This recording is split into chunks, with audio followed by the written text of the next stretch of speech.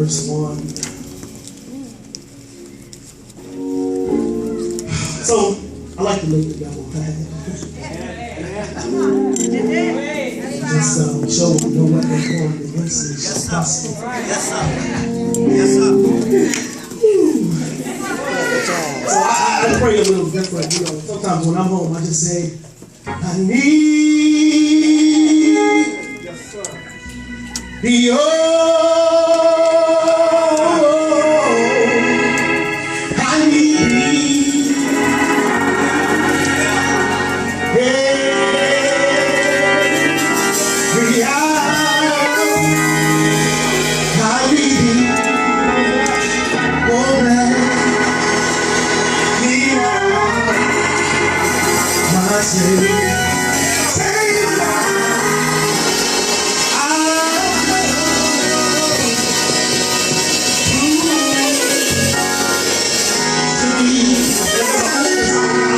it says, always remember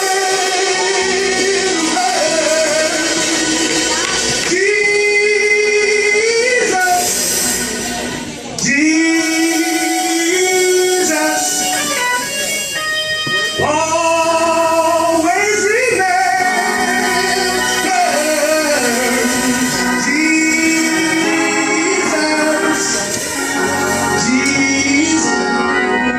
Y'all know that song? Oh, thank you, Lord. It just simply says, always keep your mind. Always remember Jesus, Jesus. Always keep him on your mind. The book of Zachariah states, and he showed me Joshua, the high priest standing before the angel of the Lord, and Satan standing at his right hand to resist him. And the Lord said unto Satan, the Lord rebuke thee, O Satan. Even the Lord that hath chosen Jerusalem rebuke thee. It's not just a brand plucked out of the fire. Now Joshua was clothed with filthy garments and stood before the angel. And he answered and spake unto those that stood before him, saying, take away the filthy garments from him. Yes. And unto him he said, behold, I have caused thine iniquity to pass from thee, and will I clothe thee with change of raiment. Yes.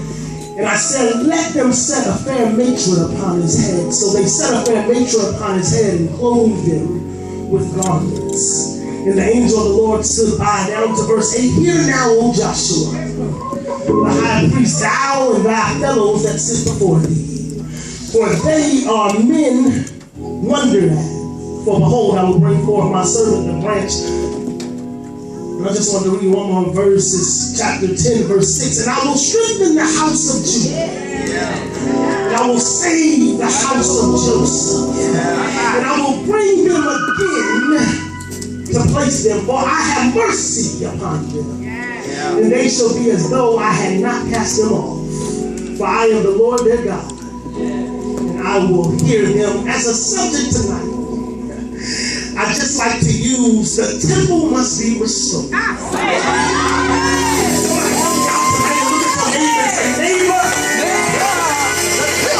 can't hear you. Look at your neighbor and say, neighbor, must be restored.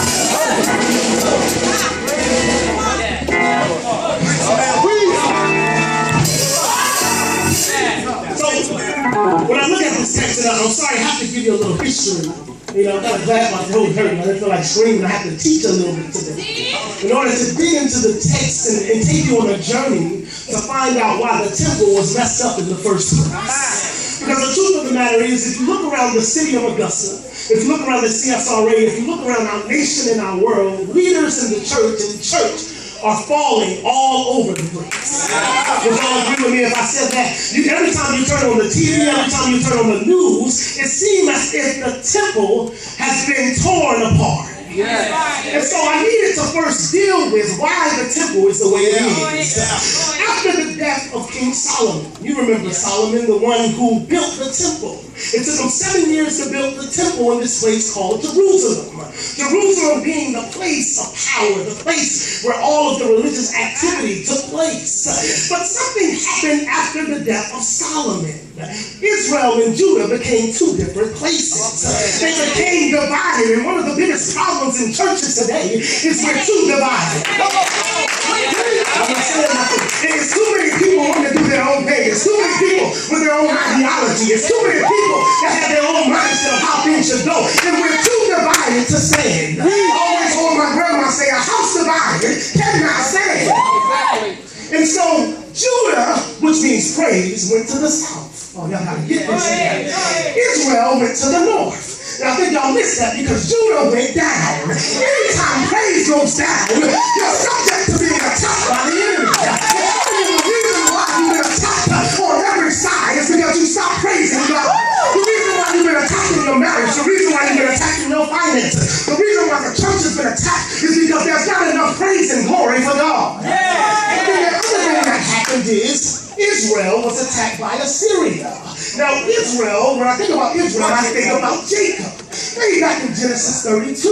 You remember Jacob that wrestled with the angel till the breaking of day, and then when he fought with them, he said, I'm going to call your name now Israel, because you prevailed against God. So now not only is my praise messed up, but now my will to fight is messed up. And anytime your will to fight is messed up, then you're subject to captivity by the enemy. And what I couldn't understand is how could I wrestle with God and win, but then wrestle with the devil and lose? The reason is because anytime you give into God, you'll win. Anytime you give into the devil, you'll lose. I'm going to show you what the devil did here, because both of the nations were caught up on idolatry. And what happens is, anytime the devil comes to you, what he tries to do is captivate you.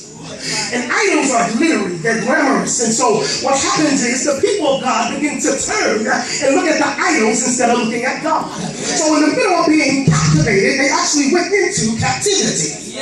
Y'all don't hear me. I can't hear you. They did the same thing that their forefathers did. They were captivated by what looked good. Y'all still with me? So Jerusalem was overtaken. They lost their power. They lost their praise. They lost their prevail. And then they lost the Ark of the Covenant, which means they lost the presence of God. And you can't win without the presence of God. And so now Jerusalem is taken out. Jerusalem is destroyed. And what happened is the people of God became too laid back. Think about it. The temple was complete, but the people weren't complete. And that's our problem. We come to church and we do good ministry, we shout, we dance, we preach under the pew, we prophesy, but nobody's working on the real temple. Don't you know that your body is the temple of the Holy Ghost? Forget what you do here. I want to see what you do in your own temple. And so I need to walk through this thing. I'm getting there. Good. I'm getting there. But that's what I love about God. If you look at God and what he did, God sent a prophet by the name of Jeremiah. Oh, that's probably one of my most favorite characters in the Bible. Jeremiah was known as the weeping prophet. He cried out for the people of God. Can I tell you something? There's not enough crying out for the people of God anymore. But one of the things that got me was, we're not crying out for people in the street. We got to cry out for the people in the church first. Because if we can't get it together, then how in the world can we get it? I love it because God was talking to Jeremiah and he was telling them, listen, tell the people that if they don't get right, then they're going into captivity. It reminds me of Amos 3:7 where it says, surely God will do nothing unless he reveal it to his servants, the prophets. God will never allow you to go into something without first revealing it to his voice. The problem is we don't listen to the voice that God has placed in our lives. And so he sent a major prophet by the name of Jeremiah. And that was pre-exile, but then he turned around and the people went into captivity because they didn't listen. And so he sent a major prophet by the name of Ezekiel. And Ezekiel was in the valley of dry bones. Now these bones represented Israel. It was a dry place. Things weren't coming together. Things were messed up. And God had Ezekiel to prophesy to the bones, even in the midst of desperation. Some of you are not about to go into captivity. Some of you are in captivity right now. And you need a prophet to come into your life to help you bring things together. Somebody ought to look at your neighbor and say, things are coming together. Not only that, but even if you go further into the 16th and the 17th verse, he begins to prophesy the restoration of Judah and Israel. So you have a major prophet by the name of Jeremiah.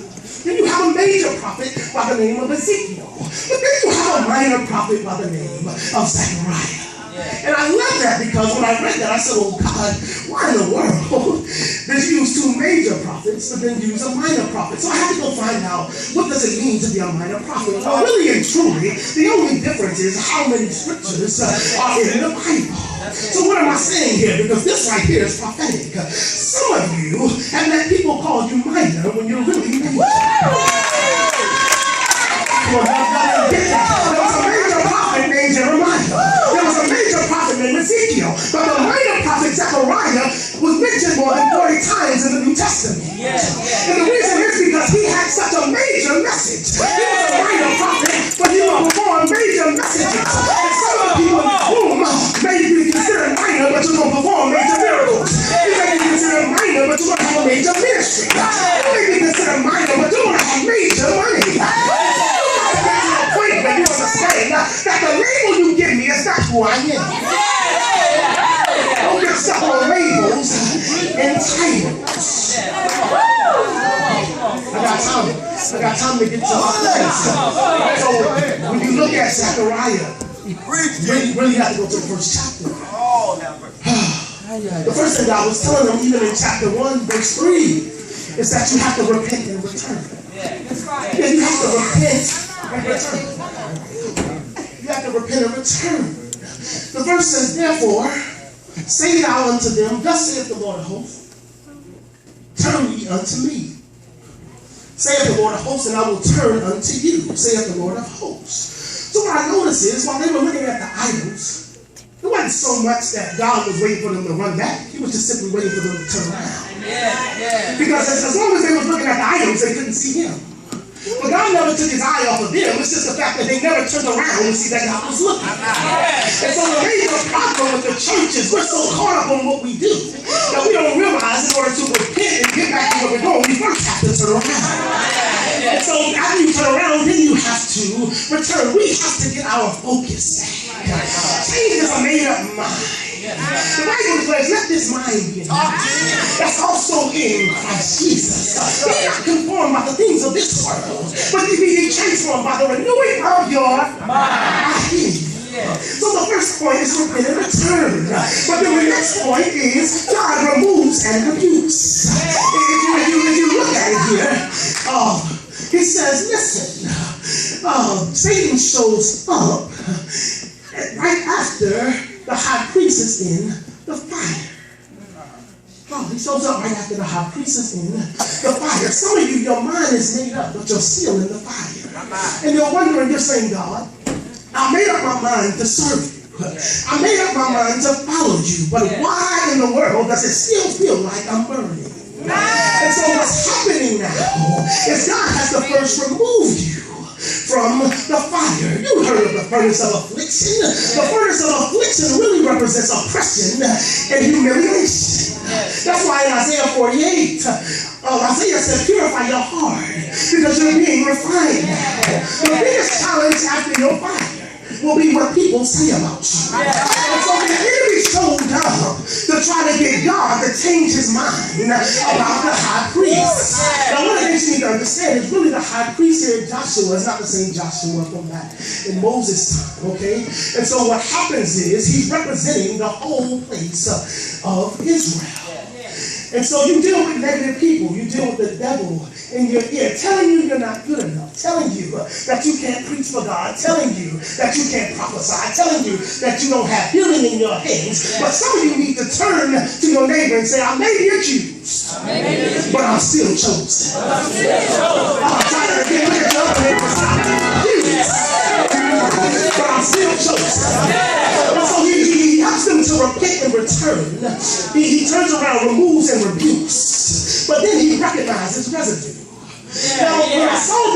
said that Zachariah had on dirty clothes, I thought about something. The Bible says it's not what goes into a man that defiles him, but it's what comes out of his heart. So in other words, what happened in the fire was God really killed the sin.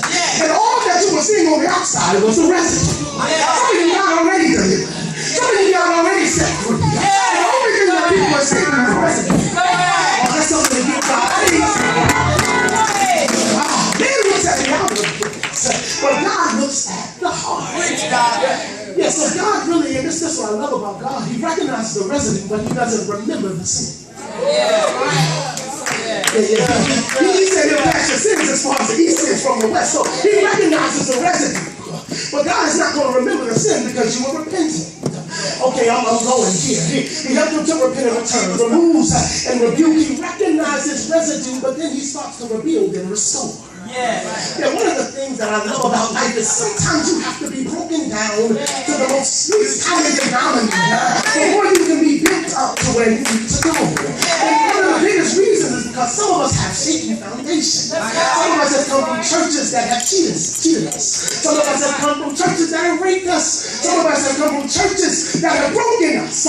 And so now when we get to the point where we really want to work for God, God has to strip us of everything. Just to give us a foundation that he can build. Go ahead. I got to go. I got to go. We got to go here. How does he restore you? He restores you through reconciliation. You know what reconciliation is. It's like when you put the bank account together. In other words, now God is bringing it all together. And some of you don't realize that right now. You don't realize that when you were being burnt by the fire, God looked in and he brought you out. When he brought you out, he realized that you were broken. And so now he had to get you to believe by bringing it all together. So what happened was, everything he redeemed you. And there's a certain way he redeemed you. I'll say that for 2 minutes from now. But he redeemed you.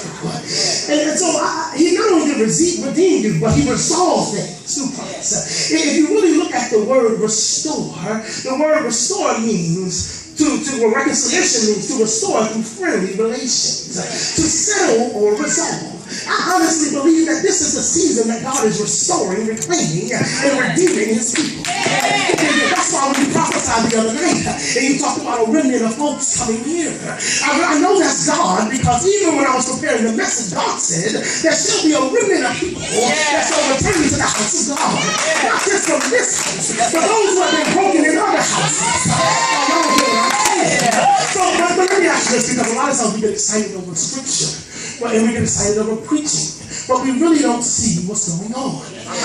Because when I read the New Testament, it tells me that Jesus is the high priest. Amen. I need to tell you something about Joshua, because the word Joshua really is the same word as Joshua. Yes, sir. The word Joshua is really the same name that comes from the word Jesus. Yes, the word Jesus really means Savior. So when I look at the scripture in the text, what I realize is, oh God, I see now. Jesus will go to the fire for me. And then he'll come out with dirty clothes on. He'll come out with my sin on his back. Then they'll put him on the cross, and the devil will try to accuse him. You don't hear what I'm saying. Some of you still missed it. Because the truth of the matter is, Joshua was really the name for Jesus. Yes, that's right. Amen. Y'all not hearing me. Y'all not hearing me here. He wore your sin to Calvary. Yeah. He wore your sin to Calvary. I gotta get out of here. I need something soft now. You don't have to. That's a lot of things. Yes, sir. Hear me, I just want to tell you a quick story and I'll take my seat. Let me tell you something soft. I want to tell you a story. I want to tell you a story. Let's be honest. Woo! There was a woman. The woman just got a new car. She was driving down the road. While she was driving down the road, she got distracted. She got distracted and she ended up in the other lane, had a head-on collision. She had this head-on collision. Her car was mangled beyond repair. Y'all hear me? It was mangled beyond repair. The other couple in the other car stepped out of the car, no scratches, no bruises. And they just began to pray. They just began to pray. And so first responders got there. They realized that they had to use the jaws of life to get this woman out of the car. The car had caught on fire. The lady was burning up on the inside, but they finally plucked her out. Oh, let me pause right there and say, God's about to pluck somebody out. When they plucked out and took her to the hospital, the doctor came to her husband and said, sir, your wife has lost a lot of blood. And the only way she's going to be restored is if we get her a transfusion. The man looked at her and said, sir, I appreciate the effort, but because of my religion, I can't accept human blood. So the doctor went away shaking his head and he said, this woman is going to die. So he came back to the man and he said, listen, your wife is in a coma, sir. And if you don't give her a transfusion, she's going to surely die. The man said, listen, I don't want my wife to die. He broke out in tears. He told the doctor, listen, I'll try the blood. Somebody said, he said, I'll try the blood. But what happened is this woman had a red blood type. So she couldn't just use any blood. It had to be the right type of blood. And so they went looking all over the country for this blood. They searched all over, but they couldn't find the blood. They searched all type of candidates, but they still couldn't find it. And so the doctor came out to tell the man, he came out and said, sir, we tried everything we could, but we couldn't find the blood. And right when he was telling them that, a fax came in. The fax came in and it said, we found a donor. Oh, and I don't know who I'm talking to tonight. But some of you are like the lady I was in the car. Some of you have been made beyond repair. Oh, some of you, the jaws of life from the prophet of God had to speak over your life to open up and unlock a situation. And even when you went there, you still wouldn't accept the Lord. But I'm thankful on tonight that God is still a restorer. I'm thankful on tonight that God is still a redeemer. I'm thankful on tonight that He'll still reclaim me. I'm thankful on tonight that no matter what I did or what I do, that I still accept the Lord. God, I thank you for your love. Somebody ought to just look at your neighbor and say, the blood, the blood, the blood.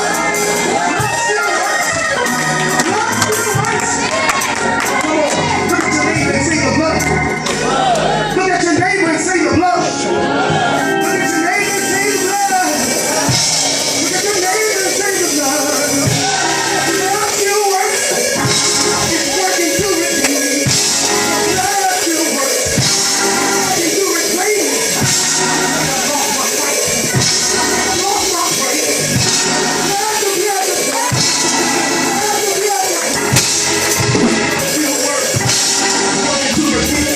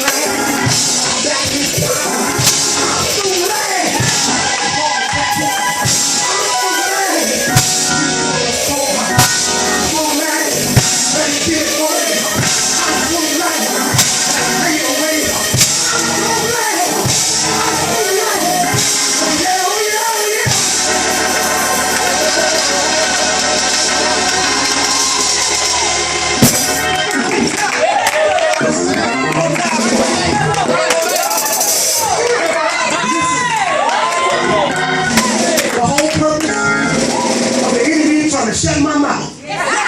Was to tell somebody in this place that the blood still works. Oh, hear me. Look at your neighbor and say the blood still works. I know some of you may have been hurt, but it still works. I challenge you to triumph for yourself. You may have lost your fight. You may have thought you lost the presence of God, but God will pluck you from the fire.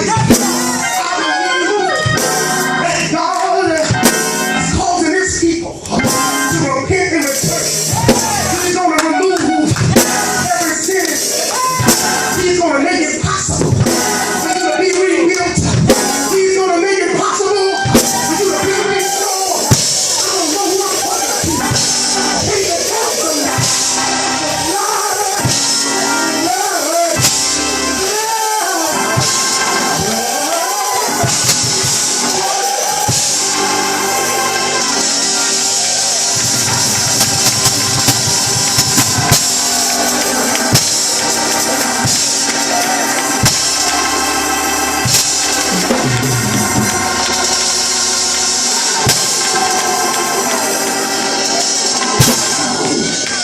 neighbor and say, do you have the blood?